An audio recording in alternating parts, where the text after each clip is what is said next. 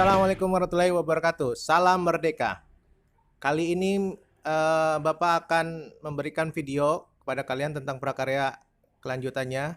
Maka simak baik-baik. Mengenal jenis bahan serat tumbuhan. Teman-teman Smart Point, serat adalah bahan baku untuk membuat pakaian atau tekstil. Bahan serat dibagi menjadi dua, serat alam dan serat buatan.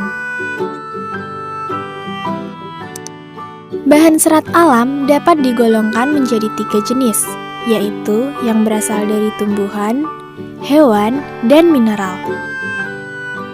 Serat dari tumbuhan. Beberapa jenis serat yaitu serat dari biji, serat dari batang, serat dari daun, serat dari buah. Serat dari biji. Tumbuhan memiliki biji yang beraneka ragam. Contoh, serat dari biji pohon kapas atau kapuk. Hasil serat, bantal, dan kasur. Serat dari daun. Contoh serat daun adalah serat daun mendong menghasilkan tikar, tas anyaman. Daun nanas menghasilkan baju tradisional. Daun pandan berduri dan daun enceng gondok menghasilkan tas anyam. Serat dari batang. Contoh, batang pohon anggrek, melinjo, mahkota dewa, beringin. Hasil serat, tali pengikat benda, bahan bangunan rumah. Serat dari buah. Contoh serat kelapa menghasilkan sabut kelapa yang dapat dibuat sebagai keset, karung goni, dan tali tambang. Nah, teman-teman Smart Point, sudah tahu kan jenis serat tumbuhan? Selamat belajar!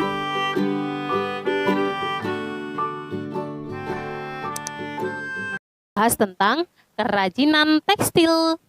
Nah, sahabat sudah tahu apa belum? Mau tahu aja apa mau tahu banget nih? Yuk kita simak penjelasannya. Check it out. Nah, kali ini yang akan kita bahas adalah fungsi dan prinsip kerajinan tekstil, jenis dan karakteristik kerajinan tekstil, dan proses produksi kerajinan tekstil.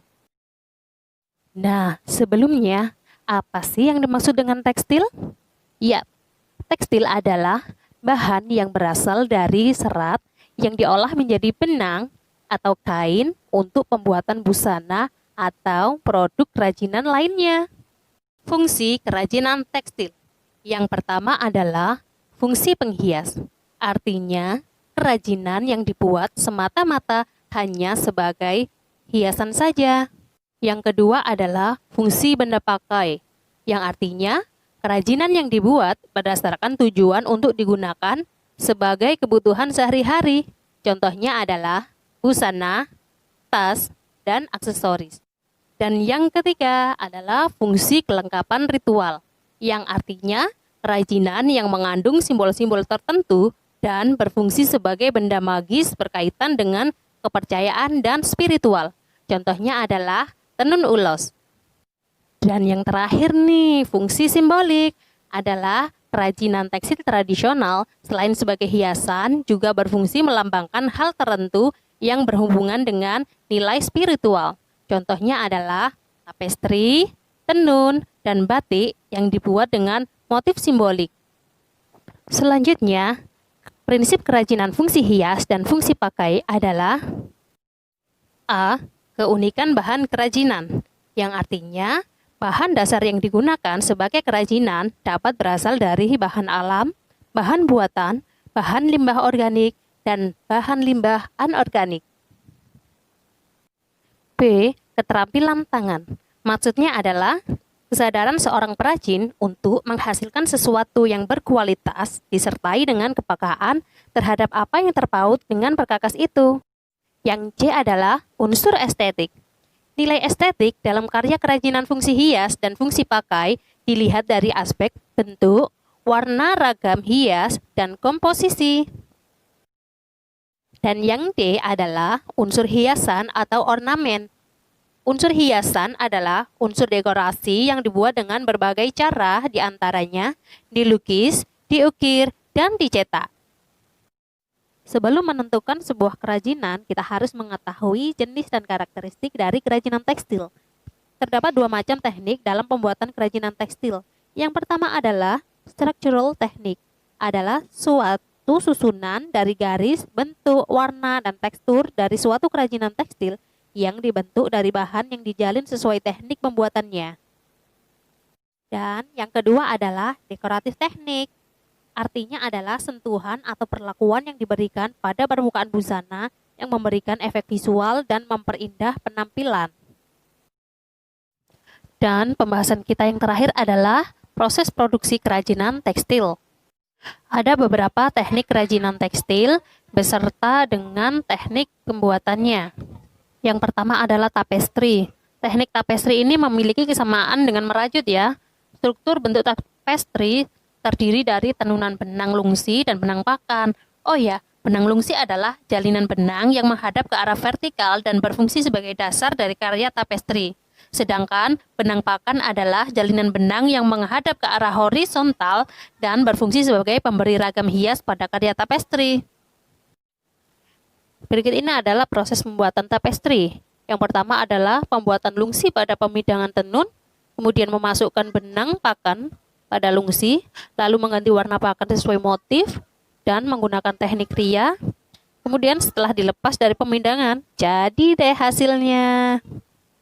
Nah, selanjutnya adalah batik. Nah, kalau batik ini bukan hal yang asing lagi ya buat kita ya, karena sudah sangat populer. Hampir semua orang di Indonesia ini pasti menggunakan dan mempunyai batik. Nah, batik merupakan kegiatan berkarya seni menggunakan bahan lilin yang dimanaskan dan menggunakan alat canting atau kuas untuk membuat pola gambar atau mengoleskan motif di atas lembar kain. Nah, kalau batik ini proses pembuatannya sangat banyak sekali ya tahapan-tahapannya, dan mungkin nanti lebih baik kita bahas di video saya yang selanjutnya agar lebih jelasnya lagi. Oke? Selanjutnya ada yang dinamakan dengan sulam.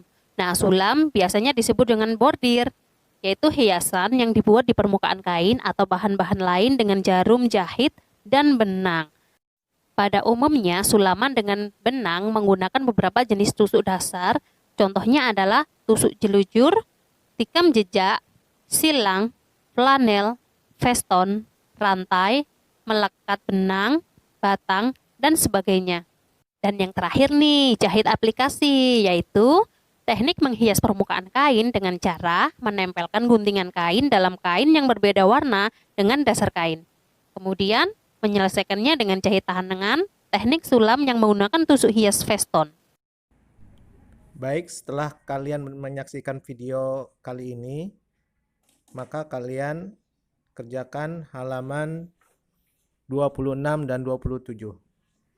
Selamat mengerjakan. Assalamualaikum warahmatullahi wabarakatuh.